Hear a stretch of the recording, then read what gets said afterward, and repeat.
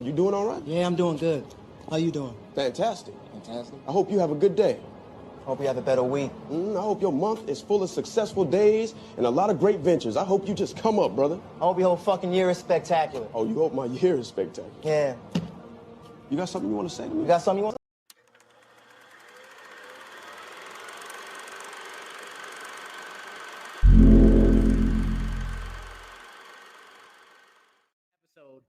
And next episode, we are going back to music, but it's going to be something a little different for me. You don't expect. It's going to be a new groove. It's going to be like putting on new clothes. And if you don't know now, you know. I'm taking back the... And if you don't like the artist I pick, well, I'm just going to rebut that with people ever heard of? broadening your horizons. If not, you're going to be in the... I'm gonna hear these songs and I'm gonna dance. Dance because in the end, it doesn't matter what everybody else says. So for Don, for RJ, for Papa West, for AA Ron, this was the video game episode. We are out of here.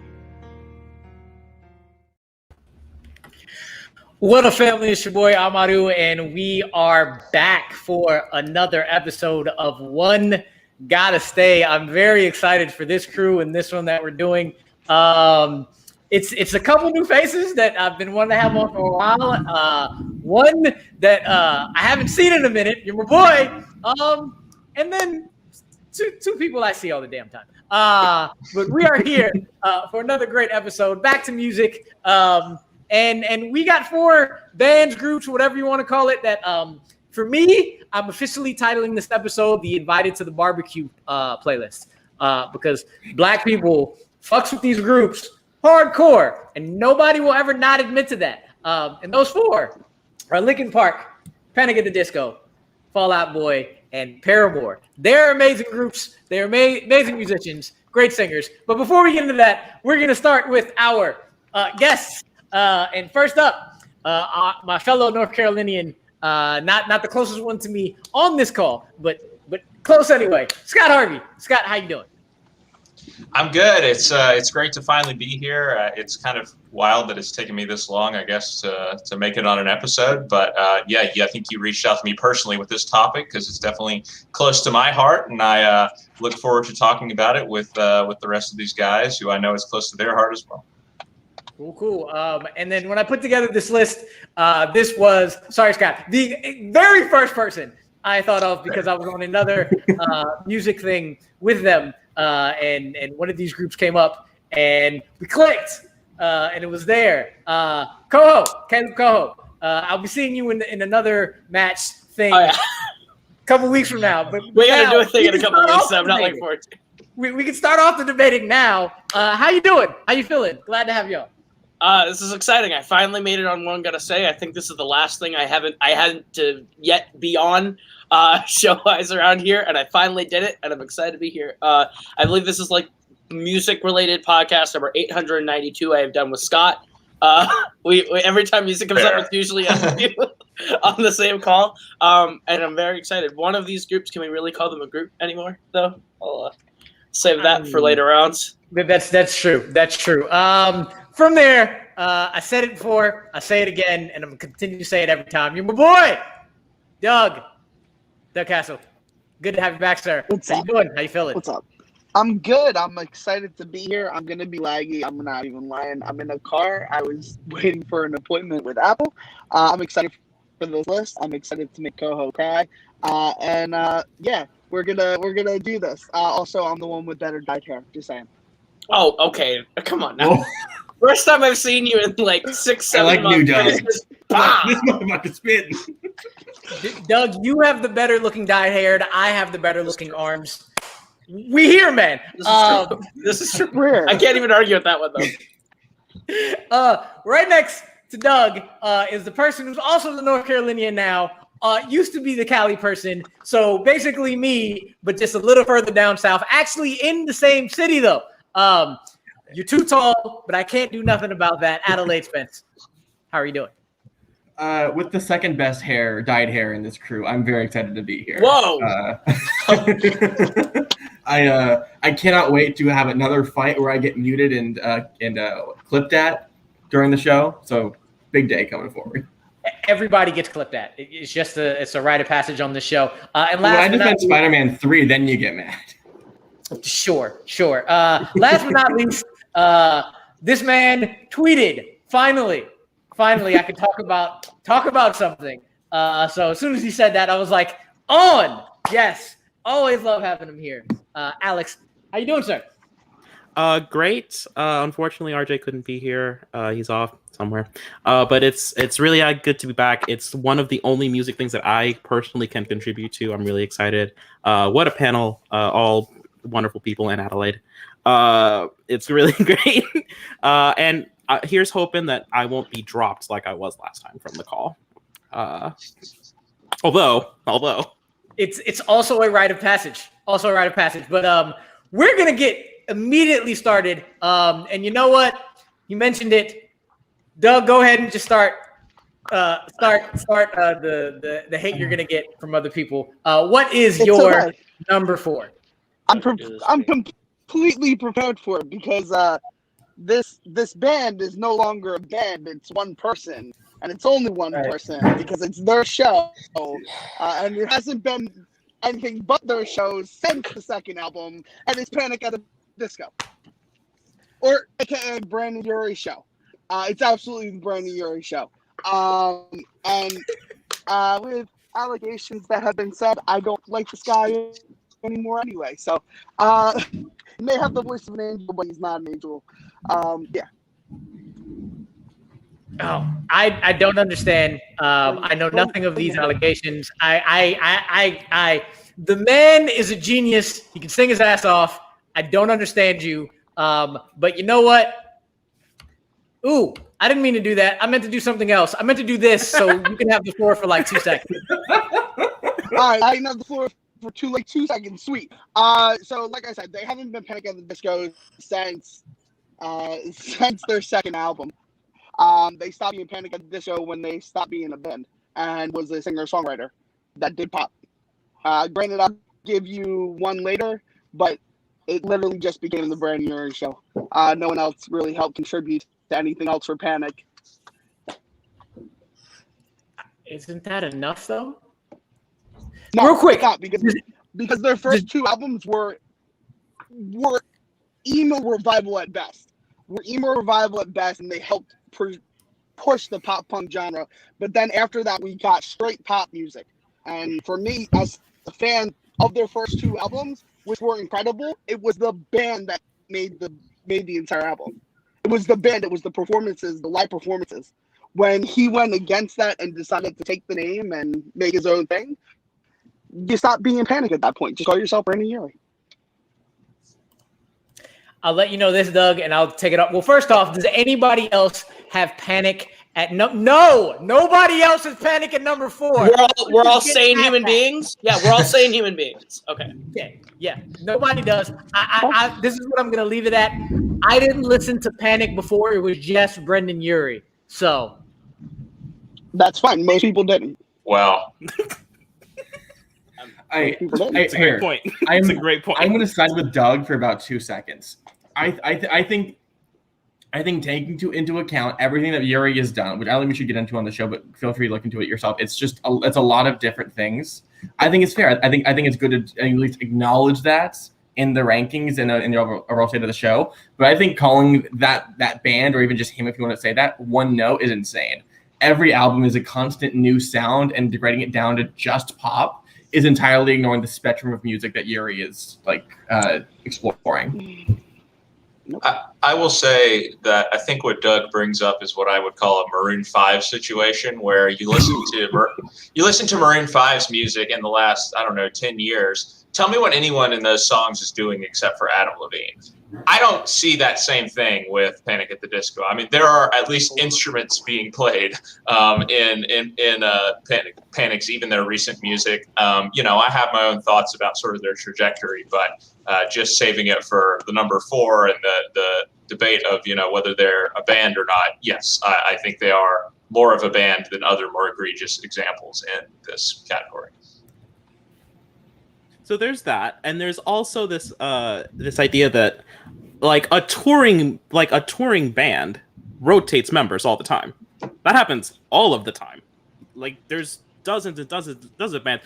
They go through members like wildfire. It's like the road life is hard and it sucks. So to say that like they're not a band because there's one front person and then they just rotate, like that they're still a band. They are capably making music. A lot of times it's even the same members. It's like the same 2 or 3 members that go out with them on the road. It's not to disqualify them for that. Other things you can perfectly, I thought about putting them lower on the list for allegations as well, but I decided against it for reasons. But I don't think 4 is the right place for Panic, which is why I think you're the only person to have it at number 4. Yeah. So what Doug arguing? What Doug arguing is Theseus' ship, which I think you all heard of. At the end of the day, Alex is right. They've had consistent, persistent musicians and band members with them. Just because you don't know their name doesn't mean they don't exist. They may shuffle out, but every big band has people come and go. Even the fucking Beatles had members who weren't there the entire time. What? We can't be afraid of it. There's a fifth Beatle out there. What? Excuse me? Yeah, that example. Can you not take that example? I would gladly take other examples. Hold on. Doug, say psych. Doug, say psych right now. Because they're not 4. They're Listen, not psych. Even if Brendon Urie is the only active member of the band, he's making better music than the most bands are making now with just one person. Like the last 2 albums, which have actually just been Brendon Urie, are better than most bands get in their entire life with 40 people on the band. Brendon Urie is a musical genius, and he's made great album after great album after great album. So to put him at 4 for saying that he's not a band is an egregious take. Egregious. Yeah, I have to. One last thing. Can I speak on one last thing? Okay, so go ahead, Doug. Go ahead.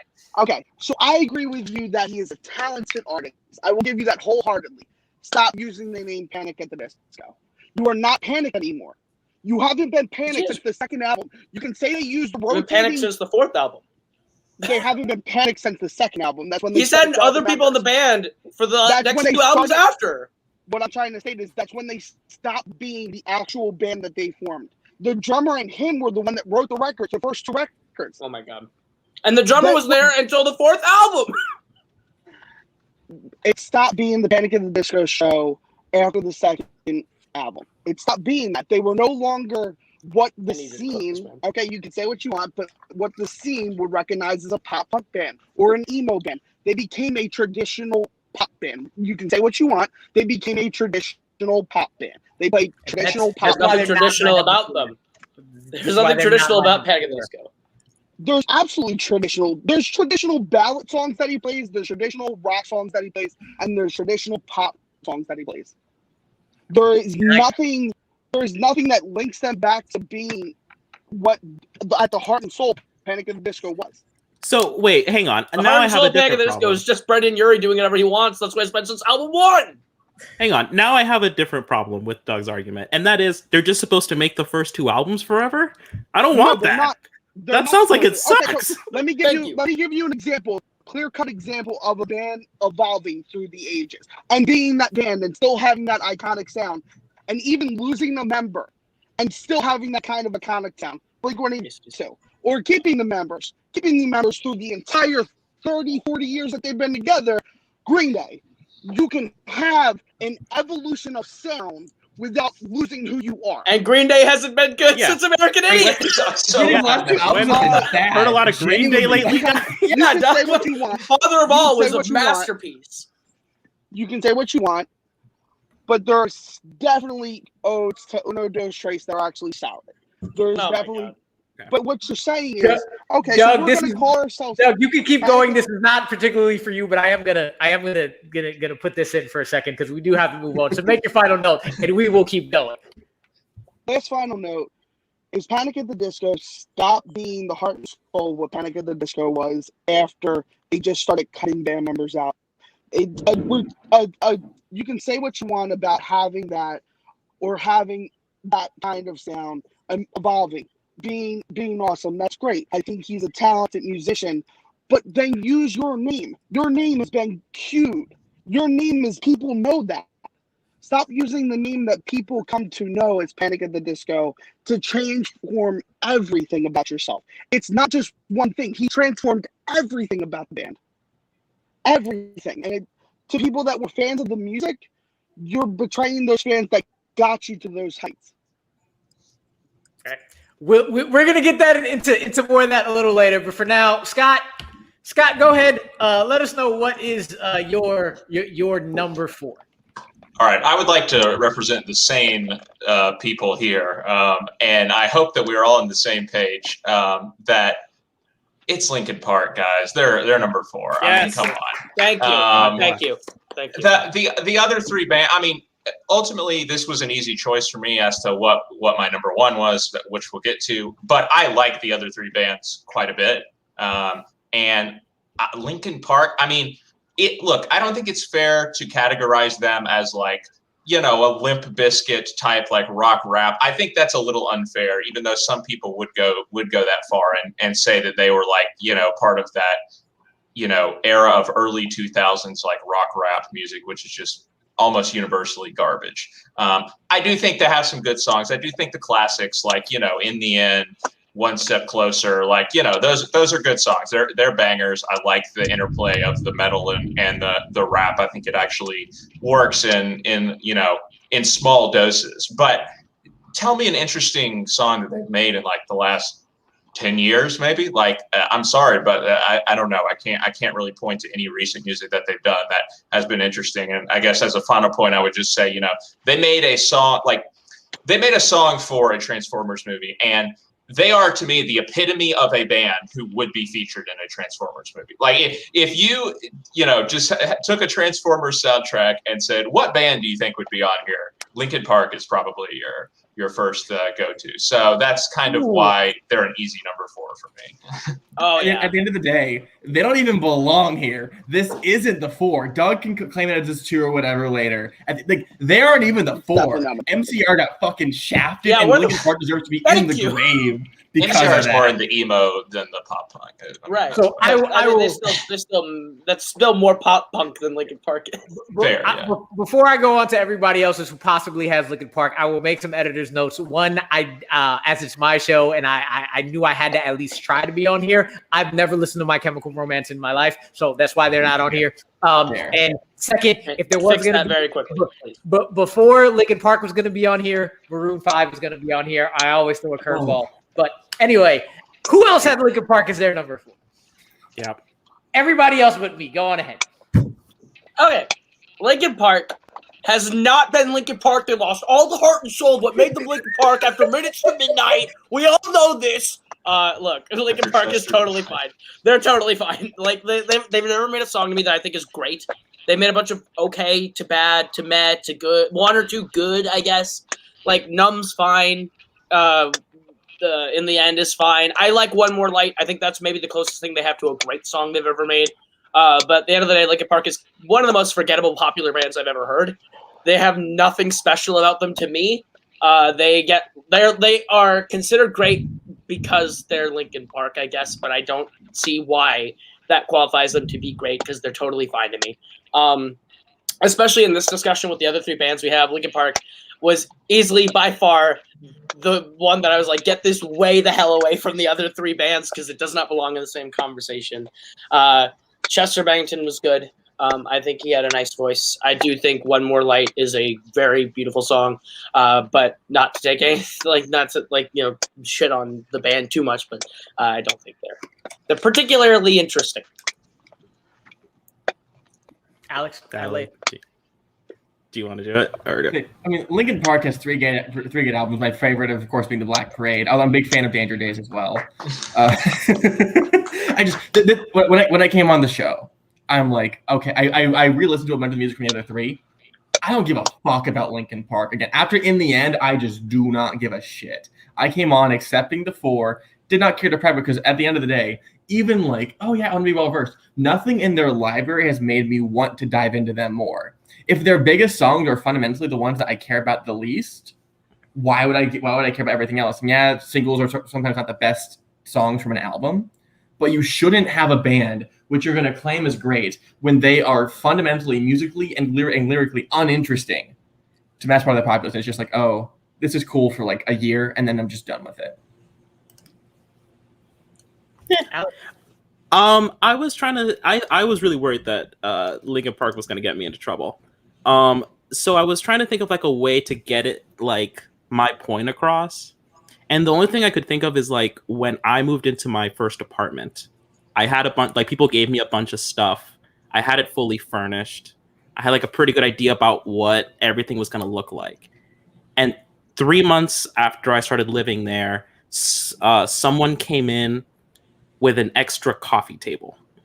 And I was like, I didn't really ask for this or want it, but no, could you? No, that's not going to work either.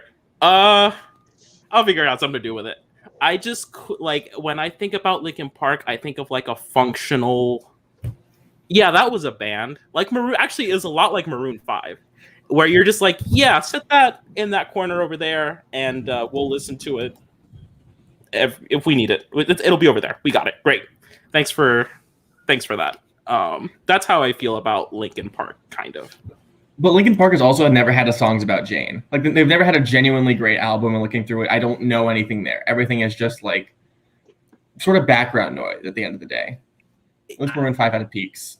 I don't know if I'm getting an education or if I just got like 3 people and Scott who just really don't like Linkin Park because I've heard Hybrid Theory is like classic. I'll stand up and say it is. Like it was the sound of the era in which it came out. Like I wouldn't call that album forgettable. There are a lot of the stuff afterwards. Yeah. And for me, look, if you sound anything like hip hop, I'm going to listen to you a little bit more. So that is unfortunate. One reason I did not want to be on the show is because I can't 100%. Usually I can talk enough about enough of my picks to like throw something out there. For this one, I'm just going to do this now and say what my number 4 is.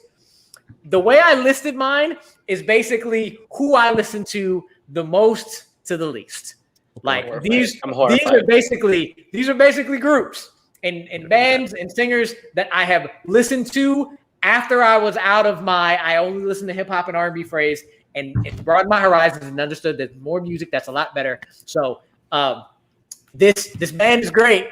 I just literally listen to them the least, and they're probably the one that I think I know one song alone. So. Yeah, Paramore's gone. Oh my God. Paramore's out of here. And this is I again will 100% go by since Scott put it in the chat. I'm sorry. Yeah, sure. Shoot this motherfucker. Fine. Thank you. It's all good. I think Hayley Williams is a boss. She is absolutely brilliant. Again, partially I know her a little bit more because of her duos with B.O.B. I'm sorry. I'm so sorry. But I did not listen to this kind of music up until like maybe the mid-2000s. And to tell you the truth, my number 3 got played so much that it was very close to being my number 4, but I decided no, I listened to them a little bit more. But I also just know the least about them. And I will say I have tried at least one album from each of these groups. And Paramore is the one I did not go back to the most. Which album? That's important. This one that I have back there that I don't even know the name of because I haven't. All we know is Falling. Sorry. I'm sorry. It's a weird place to start, but okay. Amari, you gotta listen to Riot. It's the worst album. Yeah. You gotta listen to Riot. I think they've put out 2 GOAT albums, and I think those are great ones. Yeah, I think that one's fine. I will get into it later. But I think made the wrong move. I get why it's low because of that album. But I also think that this below Linkin Park is insane. But obviously, you grew up with it, and we didn't. Again, this is the one time I will say my list is literally one of necessity. Again, I wanted to host today, but it's okay. I'm here. I chose Paramore, and I'm sticking by it because that's how my list. If I don't listen to Paramore from here on out, my life will not change. If I don't listen to or hear the other three after this, parts of my life are like, wow, I remember that. I can't hear that anymore. That's kind of one way or another makes a difference in my life. But with that, no, go ahead. If anybody has anything else to say before I get into this recap. I'm speechless. I know the things that the obscure things you remember from movies. You'll be fine if you don't listen to some of these albums forever.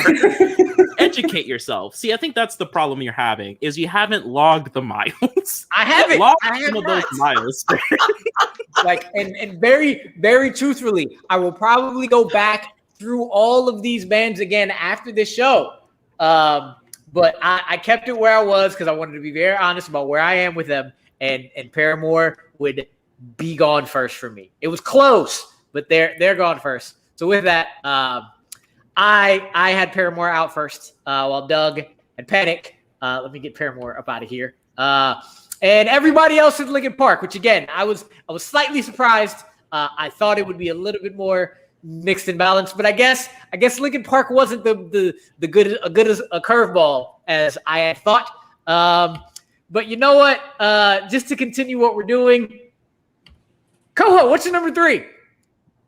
My number 3 is Paramore. My number 3 is Paramore. So my thing is Linkin Park, very clearly, 4th place. Why is it here? The other 3 is a battle of inches. It's a battle of how much more do I like the others than the others. And this one Paramore slightly comes in last because I don't like their last album. I don't like that. Which I knew Spence was going to say it's a GOAT album. I think it might be the worst album they've made since All We Know Is Falling. There are some songs on it that I like. I am also someone who really loves like the pop punk band's resurgence, where they were all like, "Hey, we're not doing pop punk. We're trying to evolve our sound to a different place." And the place they took that, I love that like phase of music in the early 2010s. And Paramore's self-titled album is one of the best albums to come out of that. I think their self-titled album is fantastic. But I will say Hayley Williams, I think, is maybe the greatest female vocalist in the history of rock music, if not just emphatically is the best. She's got an incredible voice. I think that she commands an audience when she performs live. When you just see her sing live and the way she interacts with her audience, it's pure stage presence. And I think that she's one of the best entertainers. I'm willing to say she's the second best entertainer of the 4 groups. But when it comes to the music, I don't have enough songs from Paramore that I latch onto as strongly as I latch onto the other 2. Does anybody else have Paramore at number 3? No, apparently not. So go ahead. Anybody has anything to say about this before we move on? I just want to point out, Coaching and After Laughter is absolutely just not fair. After Laughter's not That ain't it. I love it. For reference, I literally just bought the vinyl for it today, and I will listen to it out of spite to Coho. That's a waste of money. Go fuck yourself. No, I think Paramore being this low is insane. I get. We can all agree that Riot's just an amazing album.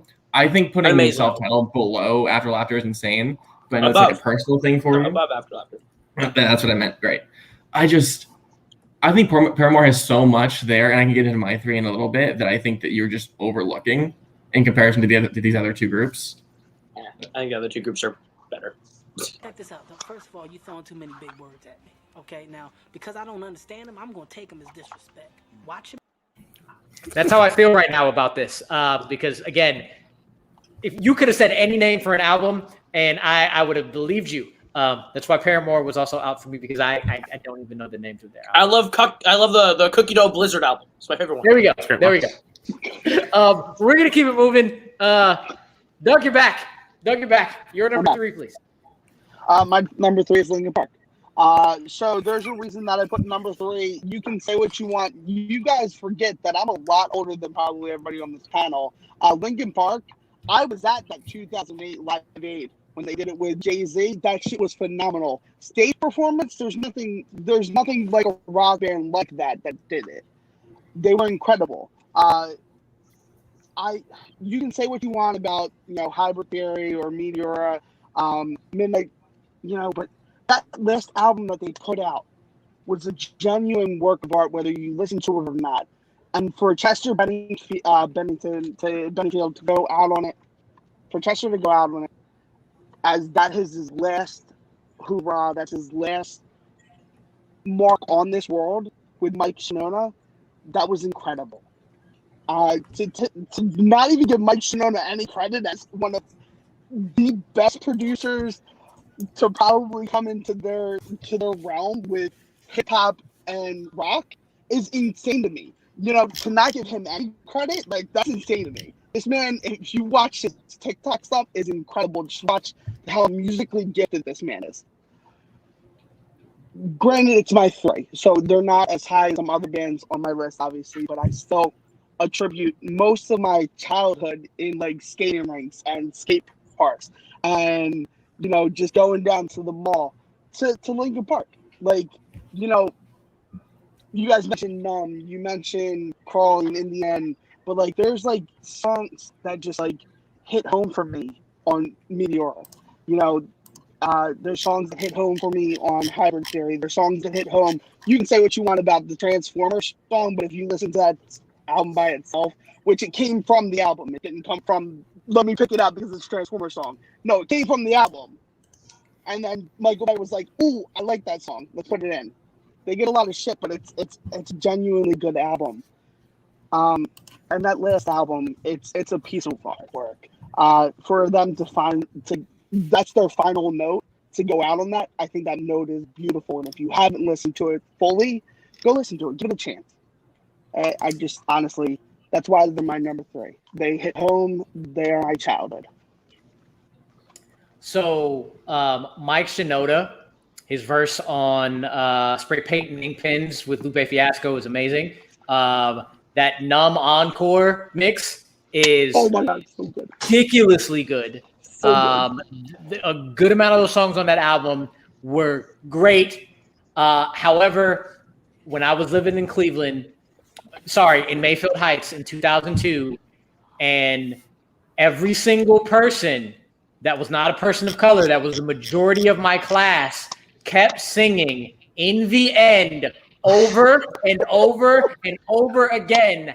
I had to balance my hatred of that place in that year with the greatness of Mike Shinoda. And Shinoda's the only reason Linkin Park is my number 3 and not my number 4. Because they were so close to being my number 4, because I couldn't stand In the End after a while. I've come back to it. I like it again because it's not overplayed. But Linkin Park is also my number 3 because that period of my life is something that I cannot forget, but I don't like to remember. Does anybody else have Linkin Park at number 3? No. It would just be No. There's no way. The other 2 choices for me are far and above Linkin Park. And if I listen to Paramore, that my list will probably switch. But yeah, Linkin Park is most definitely number 3 for me. Yeah. So we're gonna just continue on. You talked about it, Adelaide. Yeah. Adelaide, Yeah. You're number 3. I might be wrong here. I think I have the strong. I think I'm going to agree with these 2 again. I think I'm going to have the strongest opinion about my number 3. So my 3 is Fall Out Boy, but for a very particular reason. That is the most Spence take, and I can't even be mad. Here's my problem though. They created one of my least favorite albums of all time in Mania, and I think that what they did to American Beauty / American Psycho of the techno re-edit is awful, and that's what happened to Fall Out Boy. If we're gonna shit on Panic for some reason for losing their sound, Fall Out Boy has fundamentally lost who they are in their most recent album and their most recent album edit. I think All I Wanted in the early days is great, even though in prepping for the show, I listened to Take This to Your Grave for the first time in full. Didn't love it. It's probably like my least favorite of their good albums. But I think overall the other two bands above this are far more consistent. And I think they have also put out, like, this group of the three that I actually give a shit about have put out inarguably the worst music.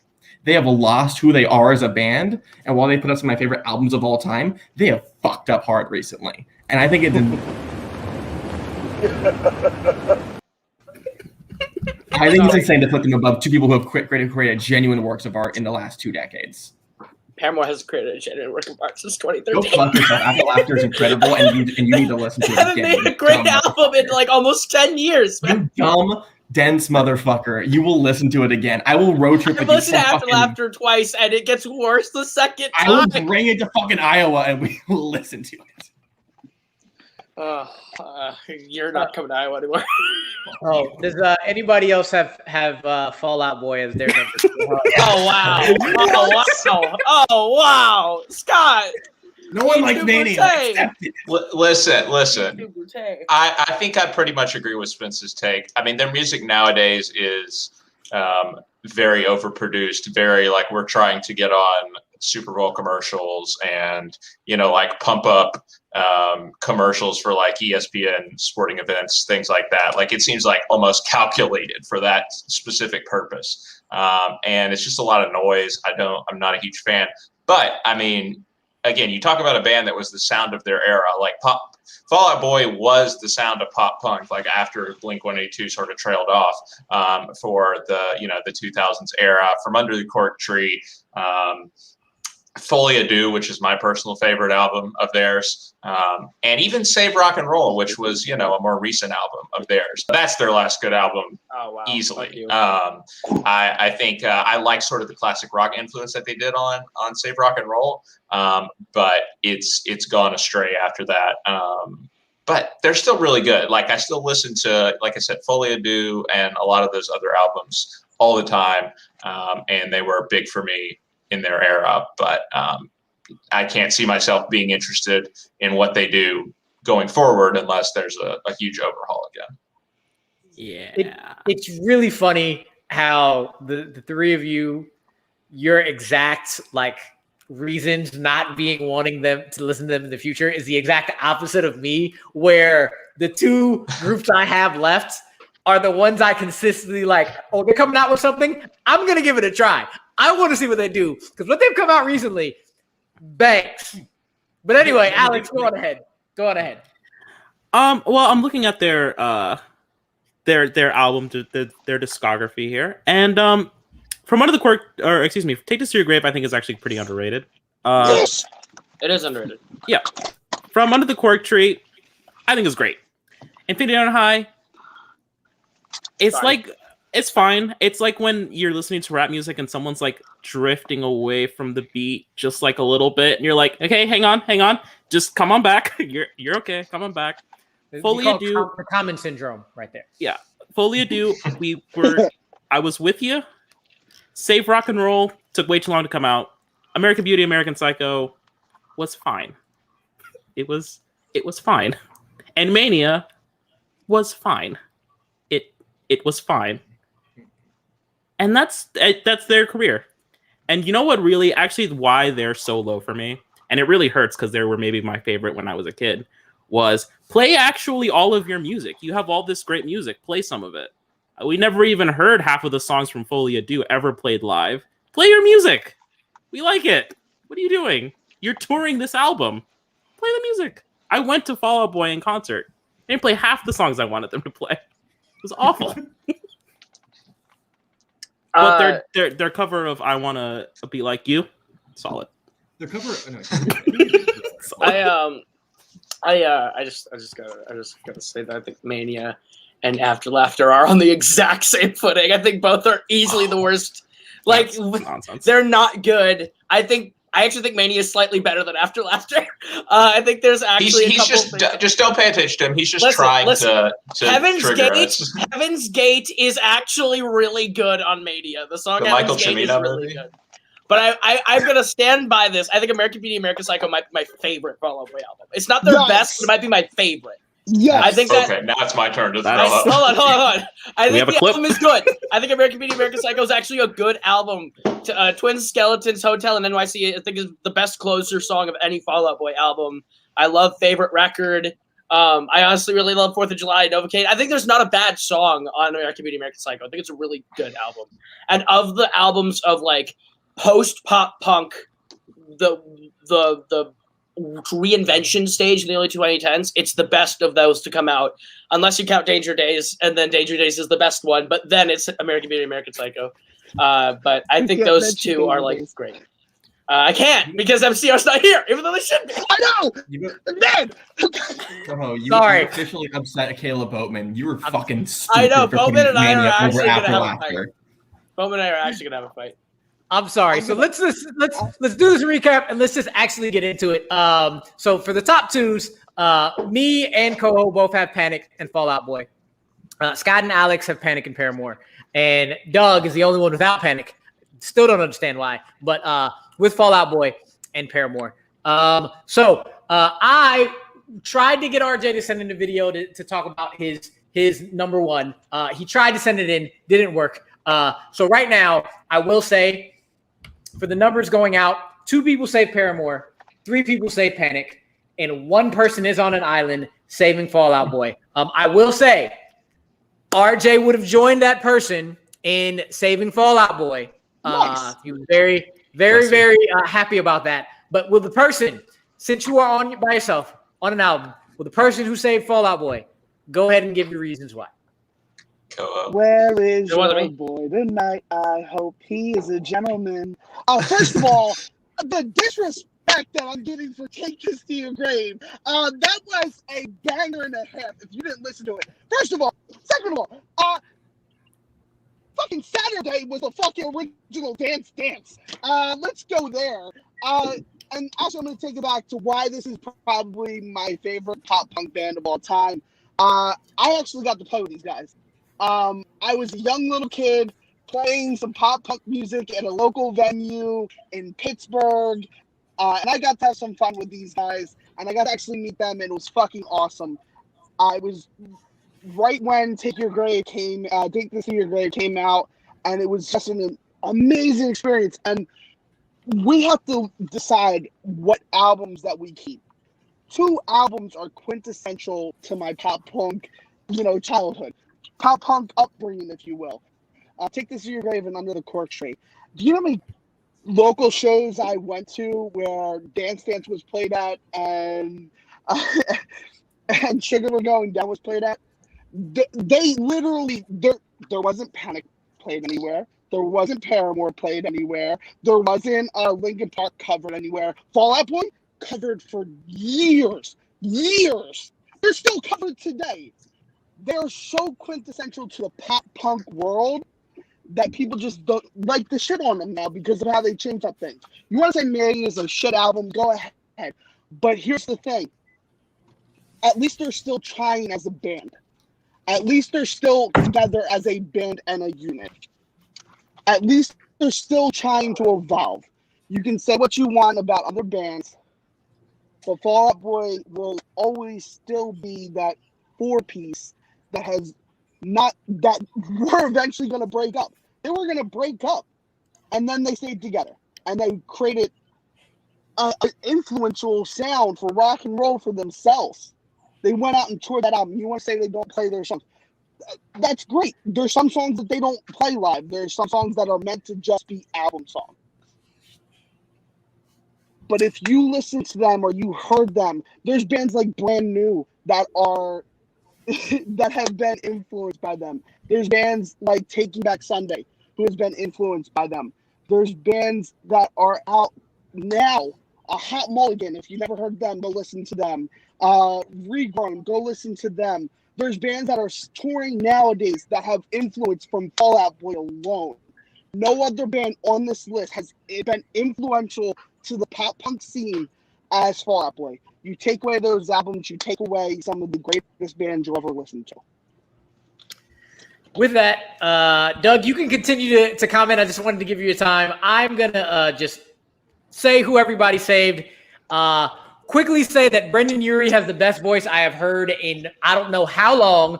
Death of a Bachelor is a classic fucking album. I listened to that over and over and over again, and I don't give a fuck if it's Brendon Urie. I don't give a fuck if it's Panic. That boy can sing, and I will never not listen to Death of a Bachelor. Any album he comes out with, I'm listening to right away. Everybody else, go on ahead. Alex and Scott have Paramore. Coho and Adelaide also have Panic. I'm going to stay out the rest of this. Go on ahead. As much as I'm going to murder Coho for saying After Laughter is dog shit, apparently, and wants to just burn it in a fire, I think that Panic! The Disco, or Brendon, if you want to see that, has only really made one not great album. The other 5, I think, are all incredible. I think Paramore has its moments of not greatness, although I would argue like After Laughter is probably the best album of everything. That and Fever are very close. To me, I think Panic is consistently incredible. And while they have songs like High Hopes, which are just poppy bullshit, I think I think Brendon is still creating consistently amazing music that is pushing forward the boundaries of pop punk. And while it does lean pop eventually, he never loses his roots and creates incredible music videos, which I think is something that we just don't talk about generally, and is able to command the radio nowadays because his fans have grown up. And while we still love the pop punk, he's still putting out music that ages with us. I think he is someone who fully understands the art he's creating and is doing it the best of anyone who worked in the business. I think Panic! At the Disco is the most brilliant band of the century. Since the 2000s to now. Brendon Urie is a musical genius. The way that every album evolves and changes its sound and effortlessly fits that, and it's all good. I don't think Panic has never made a bad album. I think their worst album is A Fever You Can't Sweat Out, and that's a great album. Like, I think all 6 albums they have made are good to great. I think Pray for the Wicked is a good album. I think Pray for the Wicked is a good album. And is good for and is not exactly good, what it's but I agree. If you don't like Pray for the Wicked, then you don't like Death of a Bachelor. They're the exact same album, just one was made for nighttime and one was made for daytime. They're the exact same fucking album. Can I join you guys? Anyway. It is a good thing. Death of the Bachelor is amazing, but I can't say Death of the Bachelor is their best album. They made the same album twice. No, I don't say the same album, but I'm saying one was clearly made like that. One has a nighttime and one has a daytime feel, but they have the same aesthetic. What I'm saying is every single album they have made, every single one they've gotten better with every single album they've put out. I think that Pretty Odd is better than A Fever You Can't Sweat Out, but that's also like a beautiful like homage to like 60s psychedelics. I think Vices and Virtues is actually really underrated at this point. It's just a collection of really great, almost Baroque, like it's almost like a spiritual sequel to A Fever You Can't Sweat Out, but like a little bit more mature and like it's grown up its sound a little bit, and he actually has a grown up voice. Why are you? Harsh. No, why are you? First of all, why are you here? Now. Anyway, why are you here? Medee. Oh my God, I haven't seen Medee in like ever. Anyway, this is so weird. These are names I haven't seen forever. It feels like you're pulling up ghosts of my Facebook past. I totally blanked on what their 4th album's name is because I just got thrown off by the chat. Too Weird to Live. Too Weird to Live, Too Rare to Die. I think it's great. I think that album is great and is the beginning of where they're going. I think that like Colorful is a genius underrated song. I think This Is Gospel is a great top 40 hit. But I think Death of a Bachelor is the best album they've made because Brendon Urie finally becomes who he has wanted to be for 4 straight albums. And he gets to make that album, and that album is perfect. There's not a bad song on Death of a Bachelor. All of them hit front to back banger album. And Pray for the Wicked feels like the epilogue to Death of a Bachelor to me. It's smart, motherfucker. It's a continuation of it, and it is good. It's a continuation that is even more jazzy somehow. It makes it Pray for the Wicked's a more jazz-influenced pop-ish record that just continues what he's doing on Death of a Bachelor. I think all 6 albums are just chef's kiss. You can tell Coho loves Damien Chazelle. He's trying to be a white dude teaching you about jazz. That's not what I was doing at all. I just brought up the word jazz, you bitch. Fuck you, Barry Benson. I will say just one last thing. Fall Out Boy can never make Pretty Odd, and that's a fact. Fuck Fall Out Boy.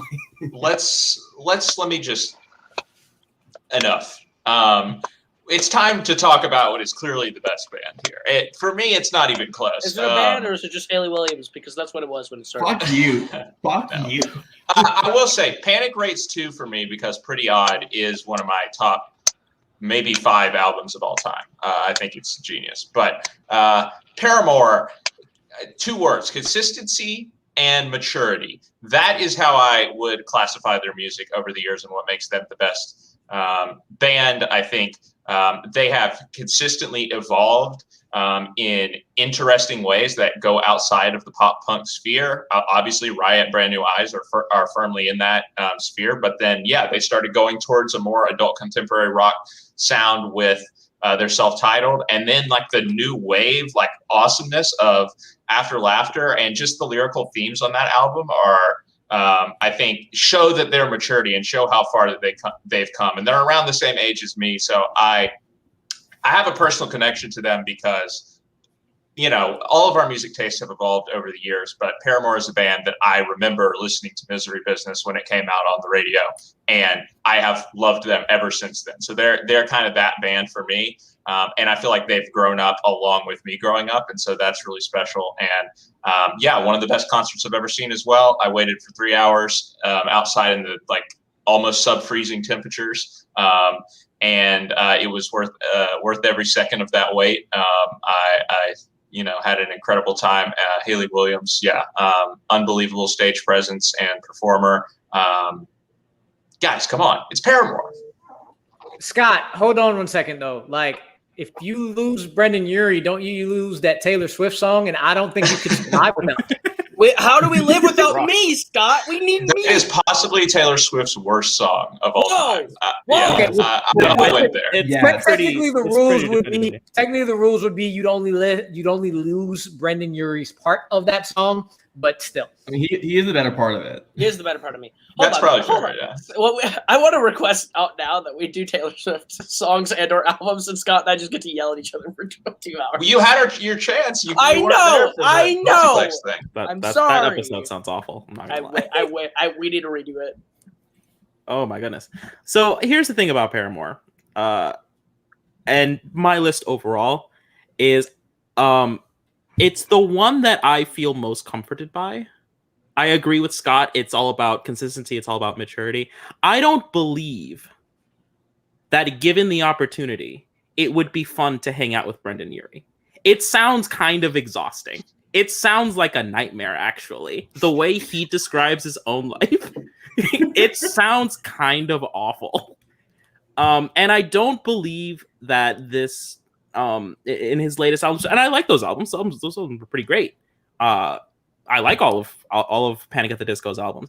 I don't believe that this successful life that he's crafted out for himself is something that he enjoys, or indeed something that I would enjoy. And so that's what After Laughter is about. Sorry. No. Here's the thing. You're right. Is when I hear those songs, I'm like, yeah, but you sound absolutely miserable. This sounds completely just lost on you. And at the end of the day, that makes me not believe the music as much. But when I have a whole album of Hayley Williams telling me, hey, buddy, we're going to be all right. I know things might seem a little grim, but we'll be all right. You know that, right? Come on. She made one of the best love songs of the decade. Like, she's incredible. Literally, no matter what, I can always come back to that message of, hey, I know, getting a little too much for you. You'll be all right. That is a more comforting message than I think anything that Panic has ever really put out.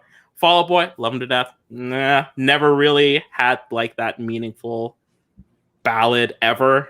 Not once. Linkin Park may have had it, but I don't remember it. I don't remember that coffee table. Because I'm the bridge between the two like main camps here. I'm just gonna say like Paramore was honestly could have been my one, but I just think All We Know Is Following and even self-titled aren't as good as I think that Panic has been consistently. While I think Paramore has better highs, Panic is just one of the most consistently amazing bands out there. And even if I think Pray for the Wicked, I think Co's overhyping. It's probably like my second or least favorite. It's my second least favorite Panic album. Favorite. Yes. Okay. At least we agree there. Again, even with that, and Co is still loving it. Panic is consistently amazing. Paramore has dips, and that is the only difference between the two. But again, I think After Laughter is the best album out of every group featured here today. It just sucks. They may have stumbled in the middle, which is fine. They stumbled in the part where every band stumbles, and you know what happened? They got back together. Panic stumbled in the middle, and they picked up with maybe like to say that Death of Bachelor is their third best album. They just realized the rest of the band is dead weight. Well, and you know what? They were more than I think any of these other bands publicly. They said what the problem were. They openly said to every single person that would listen, "That was on me, you guys. I was being a dick about that whole thing. My bad." I'm just saying, Paramore should shed the dead weight and just be the Hayley Williams, and they'd be as good as Panic too. Hayley Williams' solo stuff is not good, and that is great. It's write the songs on their first couple of albums. Hayley Williams' solo stuff that she put out these last couple of years are better than After Laughter by a mile. That's ridiculous. Can you just take him out? I think a consensus we can agree. He just needs to get him. If I could follow along with these conversations, I'd be putting more in, but I just can't. So I'm sorry. Alex, any other final thoughts you have? Because you wrap it up pretty well. Any other final thoughts you have about your list? You keep Paramore, all of that. All around, would you rather be trapped in a room with Hayley Williams, or would you rather be trapped in a room with Brendon Urie?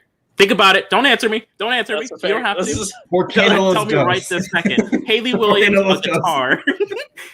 Brendon Urie, a guitar. 2 different rooms. You have to be trapped 2 hours with one. Tell me right this second. Pete Wentz and the other one, just terrified. And Pete Wentz is in the third one. Yeah.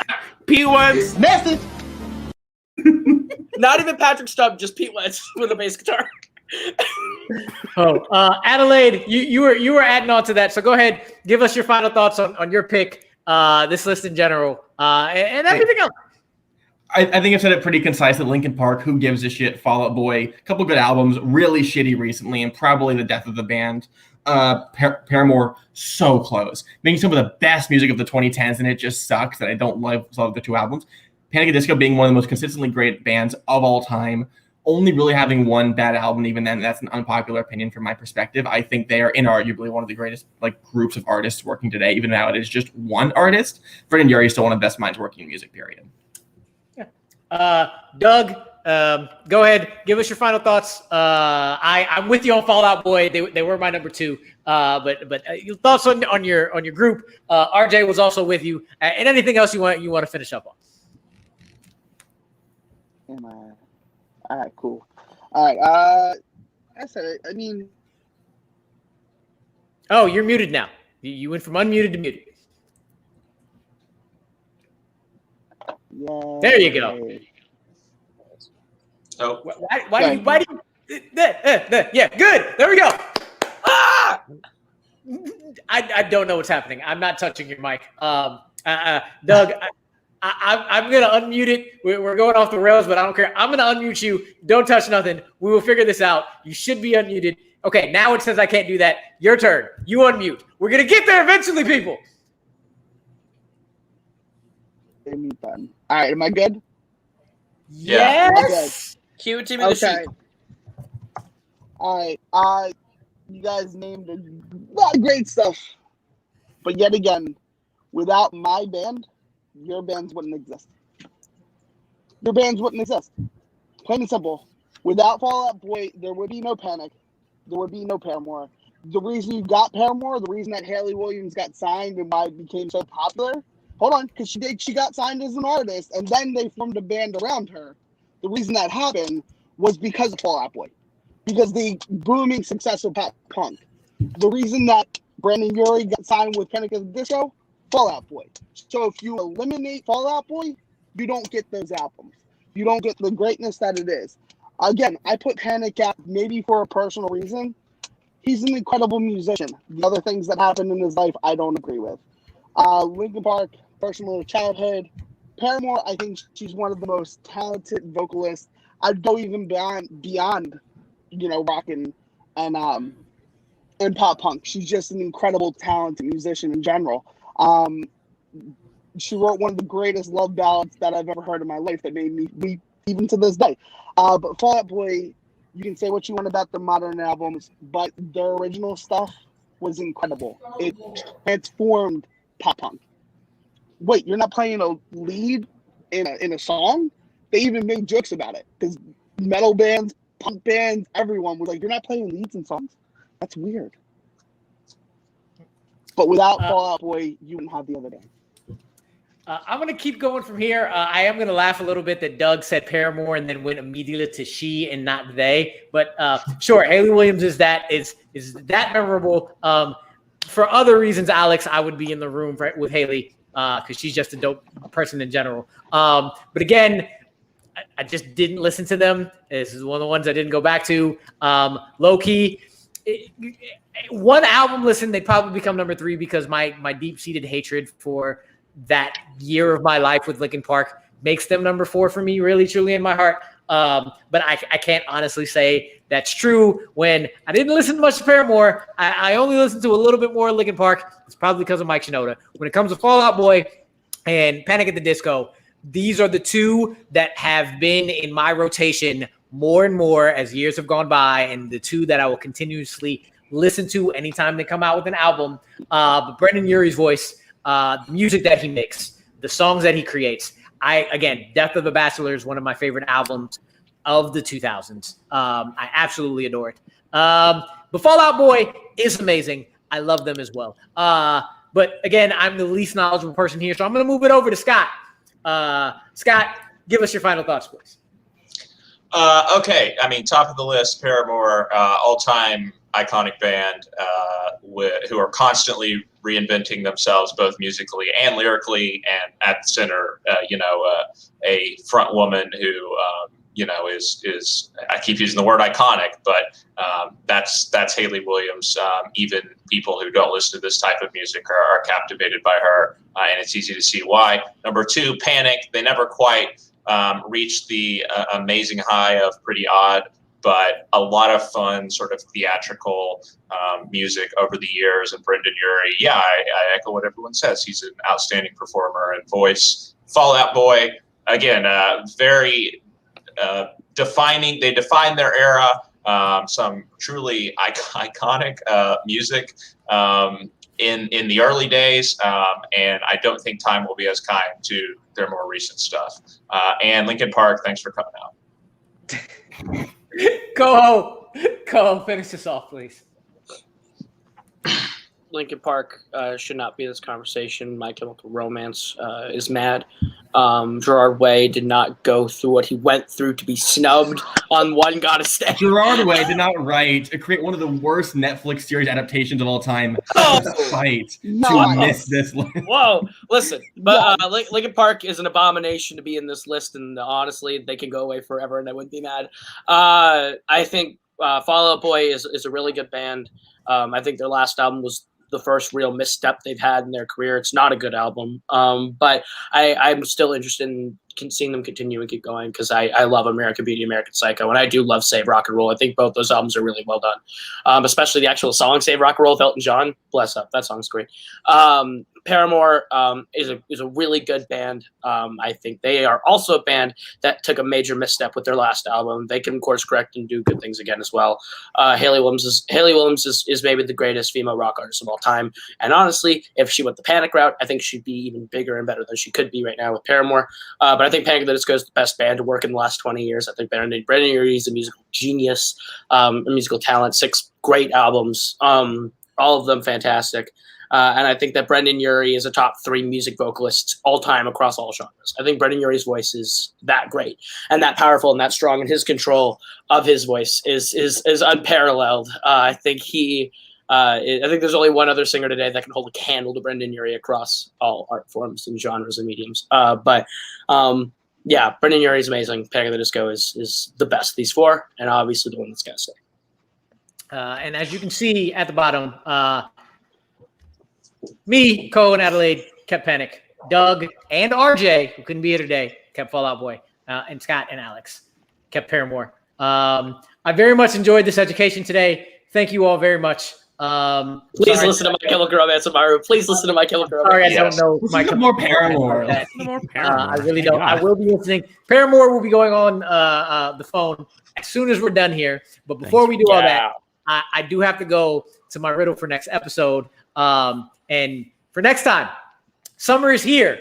I don't have to work, so I can be a kid again. I don't have to complain every day saying, I can't believe I have to drive all the way to work, even if it's not a Saturday. Instead, I get to sleep as much as I want, wake up, make waffles, hold coffee cups with 2 fingers and to pinky up and wear pajamas all day like it's my super suit.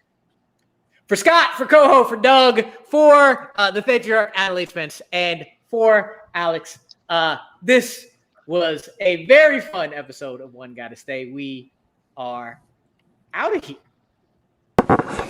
What? Bro, what are you talking about, man? Bro, I'm out, man.